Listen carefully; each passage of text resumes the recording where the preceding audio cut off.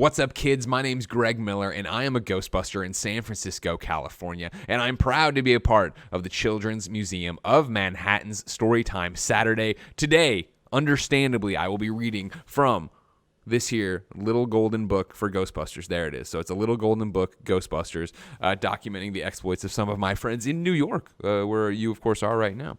So as we open up right here, we get some good images. You can see the Ghostbusters right there, getting ready to go out there and bust some ghosts. If you haven't seen Ghostbusters, ask your parents if you can, if you're old enough. They'll know better than me. So here we go. First off, you see, this is the library. This is the New York Public Library. The guy's coming out there getting into the Ecto-1, but I'm getting ahead of myself.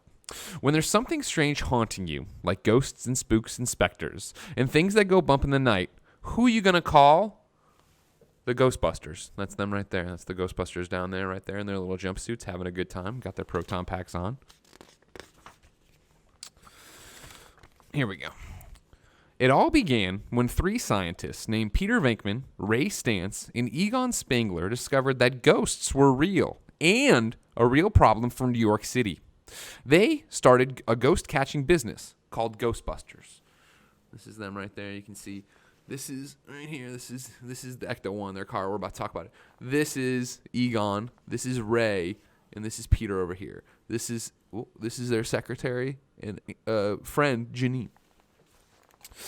When the alarm rings, they grab their proton packs and ghost traps. Then they race to the scene of the disturbance in their souped-up, ghost-busting mobile, the Ecto-1. That's it right there. You can see it says Ecto-1 on a license plate. If you ever see that going around New York, kids, take a photo because the Ecto-1's very cool. Very cool.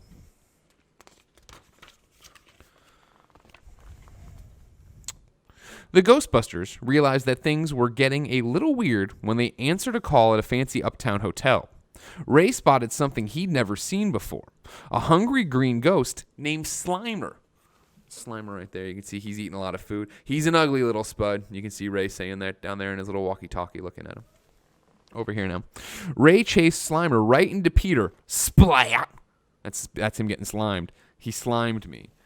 You see, of course, ghosts they can go right through people because they're not like physical like you and me. They can just go right through you and then slime you like they slime Peter. Right there. You can see he's laying there. He's slimed. He's in the slime. The green slime. Am I saying slime too many times? Here we go. Using his PKE, psychonic energy meter, Egon tracked Slimer to a hotel ballroom. Egon warned the Ghostbusters not to cross their proton pack streams. It would be bad, he explained. This ghost is toast. The Ghostbusters quickly snared Slimer in a tangle of proton beams and sucked him into one of their traps. So you can see the Ghostbusters there, zapping up there. Egon using his PKE meter, right where my pinky is, right there. And then, yeah, look at Slimer. He doesn't want to get trapped, but he's getting trapped because that's what the Ghostbusters do. Here we go. We're starting up here now. Soon, more and more ghosts appeared, scaring up trouble all over town. But where were these ghosts coming from? A little bit different here for reading. We're going from across the pages because it's one big, painting. Down here, though. Peter, Ray, and Egon needed help, so they hired a man named Winston Zedmore. Winston chased ghosts across the city as a Ghostbuster. This is Winston right there. You can see Winston getting added to going from a trio to a quartet there. Winston right there doing good stuff out there. See all these other ghosts there. There's a lot of ghosts in New York City all the time. Why? Why do you think these ghosts are coming, kids? Ghostbusters are going to find out. Don't worry about that. Here we go. Over here on this purple page with the ghosts over here. The answer to that question could be found uptown. A supernatural cloud above a high-rise apartment building was drawing in ghosts from another dimension. See right there? Look at all those ghosts getting sucked into that high-rise coming in. Why are they coming through there? What's going on there? And here, I can even read this over here for you. One day, a young musician named Dana Barrett was resting in her apartment. Suddenly, her favorite chair came to life and tried to grab her. You can see all these hands grabbing at her, right? As she's sitting in her chair. It's pulling into her kitchen. They're leaving that out, but no big deal. Down here now. And Dana's neighbor accountant, Louis Tully, almost became a chew toy for a snarling terror dog. You see, there he is. Louis Tully backed up against Tavern on the Green. I'm not sure if that's still a restaurant. And then right there, terror dog looking at him. Something very strange was happening. Well, I'll say something very strange was happening. Why are all these ghosts there? What are they doing? Why are they dragging him into the rooms? The Ghostbusters rushed to the rescue. At the top of the building, they found Dana and Lewis and a powerful being named Gozer. Whatever it is, it will have to get past us, Peter declared. You can see in there, we got Lewis and Dana up there. They're the Keymaster, Gatekeeper. We're not talking about that right now. And then Gozer there, staring at him, and all the Ghostbusters down there, including Winston. Look at them. They're all like, we're going to stop them. Peter's like, they're going to have to get through us.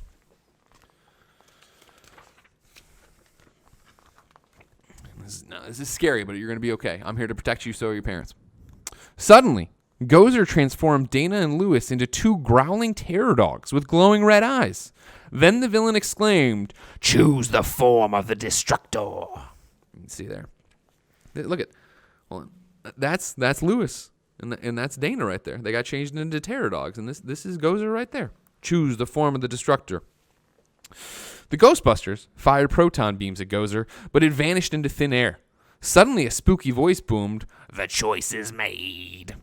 "Whoa," Peter shouted, looking at his teammates. "Did you choose anything?"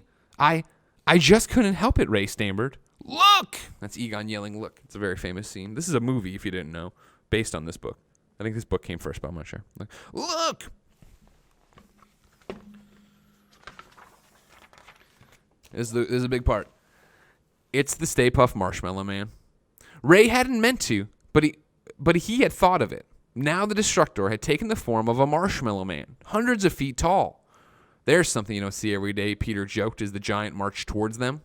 Do you guys and girls, do you like marshmallows? You ever roast them over campfires, make s'mores, maybe just eat them in your hot chocolate? That's what this guy is. He's the Stay Puft Marshmallow Man. He's made of marshmallows.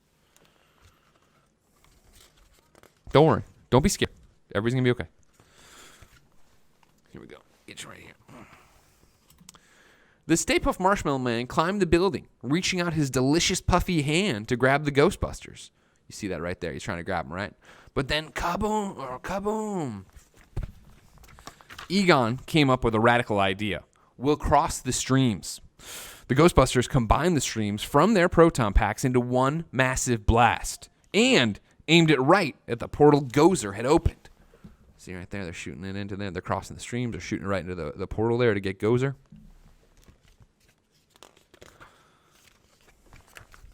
Here we go. We're starting here. Heat from the explosion roasted the Stay Puft Marshmallow Man. Everything was covered in fluffy white goo, but it had worked. The portal was closed. See there, the guys are covered in marshmallows, but Stay Puft's gone. Everything's okay. Dana and Lewis returned to normal, and the city was saved. You see Lewis there talking to Egon. He wants some tests to be run. You see Dana. She fell in love with Peter right there. Dana and Lewis returned to normal, and the city was saved. So you see, it's a happy ending. Everybody's happy, and they're eating marshmallows. I'm always happy when I eat marshmallows. And here we go. The heroes were greeted by thousands of cheering fans. "I love this town," Winston said. Now the city knew exactly who to call. The Ghostbusters. See, everybody's around there cheering, "Ghostbusters, Ghostbusters, Ghostbusters." Because they saved the day. They saved the world. They saved the cities. And that's how you know the Ghostbusters are heroes. Ladies and gentlemen, my name's Greg Miller. Like I said, I'm a Ghostbuster in San Francisco, California. I've been reading to you from A Little Golden Book, Ghostbusters, available now everywhere. Of course, like I said, kids, Ghostbusters, if you aren't familiar with it, a movie. It's a cartoon called The Real Ghostbusters. There's comic books. There's a whole bunch of good Ghostbuster stuff you should all go and enjoy and be part of. But more importantly, whether it is this Little Golden Book, whether it is the Ghostbuster comic books, whether it is things that aren't related to Ghostbusters at all, keep on reading, kids. It obviously means so much to your parents when you read. You'll find so many different adventures you can go on, so many different things to enjoy. But, you know, more important than anything, just read. Find something you like and read. It doesn't have to be fake. You can read about the news. You can read about real people who did real things. You can go read about people who did fake things, like the Ghostbusters. But no matter what you do, keep on reading. Have a good time. And until next time, it's been my pleasure to serve you.